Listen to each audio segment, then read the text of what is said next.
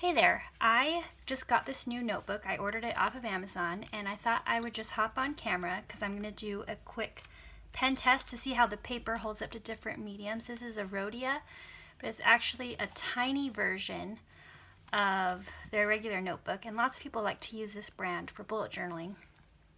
I started out with bullet journaling when I got into the whole planner world, and I loved it, but then I got sucked into some of the other planners, and now I kind of want to get back to my roots, but I've fallen so in love with traveler's notebooks that I wanted something that was going to fit in my cover. Now you can buy traveler's notebooks in sizes that will fit the bigger notebooks, so that is an option, but I love the A6 size and I refuse to give it up.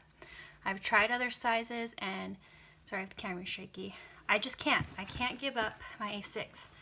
I just feel like it fits perfectly in my hand, it fits perfectly in my purse, and it fits perfectly in my life, and it fits the Hobonichi, which I love. I love the paper in the Hobonichi. It's the Tombow River paper, and it's lovely. The paper in this is very smooth, which is why people like it. They like to use it for hand lettering. It's got the dot grid, and it's got 144 pages and is ivory. It's not white, but that doesn't bother me. I know it does bother some people who are heavy into the bullet journaling. They like to have crisp white paper, but I don't mind the ivory. So as you can see, I'll be able to bullet journal on the go and keep everything in my traveler's notebook because it slides right in, fits. I mean, I'll have to move some inserts around so that it's not hanging out so far over the edge, but it fits in my traveler's notebook, and that is what I love about it. So if you're an A6 user like me, I think you're probably going to love this. Let's see how the pen test goes.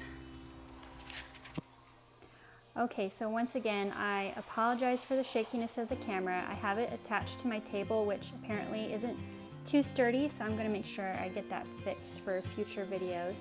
But this first pen that I went in with was the Tombow Calligraphy Pen, and it is one of my favorite pens ever. And as you can see, there's some slight shadowing, but it didn't bleed through, which is good. Then I went in with the Papermate Graphic 1 pen, which is a pretty heavy-duty pen. It has bled through some of my notebooks in the past. When I was using 28-pound paper for some of my inserts, it would bleed through. And here you can definitely see the shadowing, much stronger than the Tombow Calligraphy Pen, but it didn't bleed through. Next, I just got a basic generic fountain pen with a really thin nib, and that did just fine. Then I've got a generic, really skinny gel pen, and that also did just fine. And next I have one of my other favorite pens, which is the Papermate felt tip.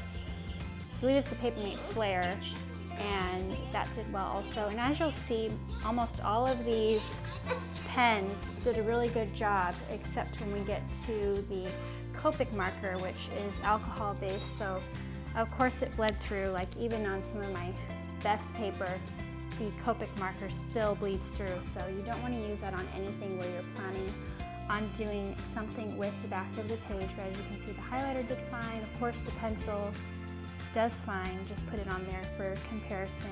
Even the Mermaid Marker, which is a Jane Davenport, kind of a really strong watercolor pen, did really well. It didn't bleed through. It, you know, you can see it through the page a little bit, but it didn't bleed through the paper, which was nice to see, because when you're trying to work creatively with your planners and your bullet journaling, you really need those on the other side of the page.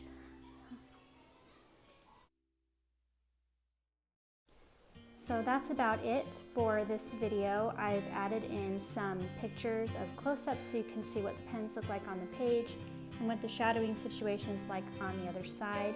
And thank you for watching, and I hope you're having a great day.